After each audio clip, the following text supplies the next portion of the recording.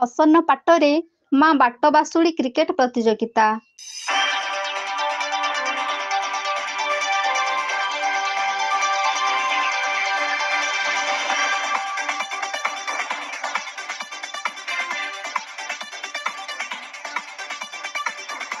କେନ୍ଦୁଝର ଜିଲ୍ଲା ଝୁମ୍ପୁରା ବ୍ଲକ ଅନ୍ତର୍ଗତ ଅସନ୍ନ ପାଟରେ ଉଦଯାପିତ ହୋଇଯାଇଛି ମା ପାଟବାସୁଳି କ୍ରିକେଟ ଟୁର୍ଣ୍ଣାମେଣ୍ଟ।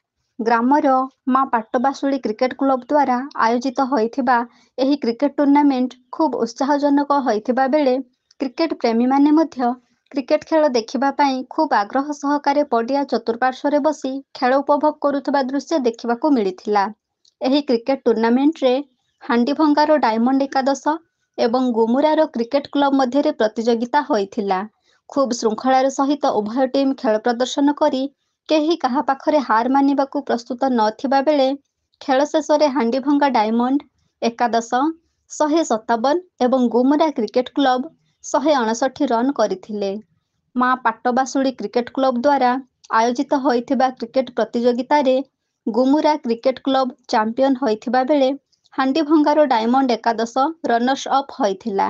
ଚାମ୍ପିୟନ ଟିମ୍କୁ 15,001 ଟଙ୍କାର ପୁରସ୍କାର ରାଶି ପ୍ରଦାନ କରାଯାଇଥିବା ବେଳେ ରନର୍ସ ଅପ୍କୁ 10,001 ଟଙ୍କା ପୁରସ୍କାର ରାଶି ପ୍ରଦାନ କରାଯାଇଥିଲା।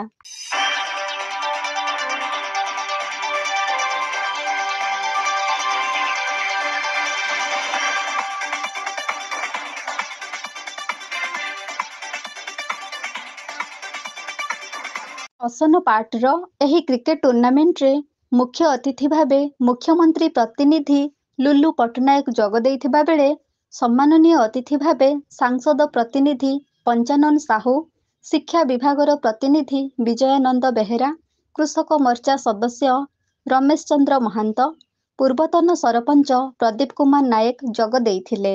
ଅତିଥିମାନଙ୍କ ଦ୍ୱାରା ମହାସମାରୋହରେ ପୁରସ୍କାର ବିତରଣ ଉତ୍ସବ ଆୟୋଜିତ ହୋଇଥିଲା। ଏହି ପୁରସ୍କାର ବିତରଣ ଉତ୍ସବ ସହିତ କ୍ରିକେଟ ଟୁର୍ଣ୍ଣାମେଣ୍ଟ ଆୟୋଜନରେ ମା ପାଟବାସୁଳି କ୍ରିକେଟ କ୍ଲବର ସମସ୍ତ ସଦସ୍ୟ ଉପସ୍ଥିତ ରହିଥିଲେ। ମା ପାଟବାସୁଳି କ୍ରିକେଟ କ୍ଲବ ଦ୍ୱାରା ଖୁବ୍ ଶାନ୍ତି ଶୃଙ୍ଖଳାର ସହିତ ଖେଳ ଆୟୋଜିତ ହୋଇଥିବା ବେଳେ କ୍ରିକେଟ ଖେଳ ଦେଖିବା ପାଇଁ ପଡ଼ିଆ ଚାରିପାଖରେ ଦର୍ଶକଙ୍କ ଗହଳି ଲାଗିଥିବା ଦେଖିବାକୁ ମିଳିଥିଲା।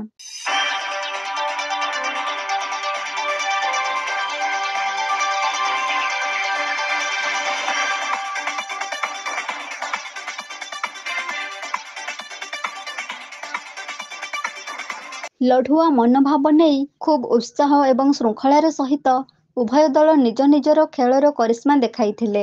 ଅବିନାଶ ବାରିକ ଏବଂ ଲକ୍ଷ୍ମଣ କୁମାର ମହାନ୍ତ ଖେଳର ଅମ୍ପାୟାରର ଦାୟିତ୍ୱ ସୁଚାରୁ ରୂପେ ତୁଲାଇଥିବା ବେଳେ ଭାଷ୍ୟକାର ବାପି ନାୟକଙ୍କ କ୍ରିକେଟ ଖେଳର ଧାରା ବିବରଣୀ ଖୁବ୍ ଉଚ୍ଚକୋଟୀର ହୋଇଥିଲା।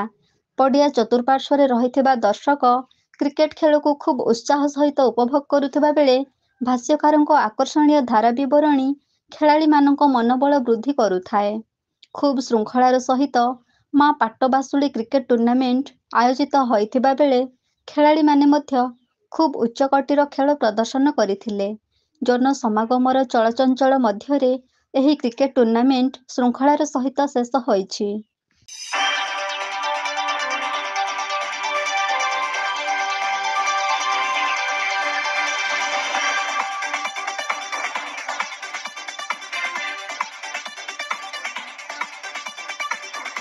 କେନ୍ଦୁଝର ଚମ୍ପୁଆରୁ ଦୀପକ କୁମାର ନାୟକଙ୍କ ରିପୋର୍ଟ, ଏବି ନ୍ୟୁଜ।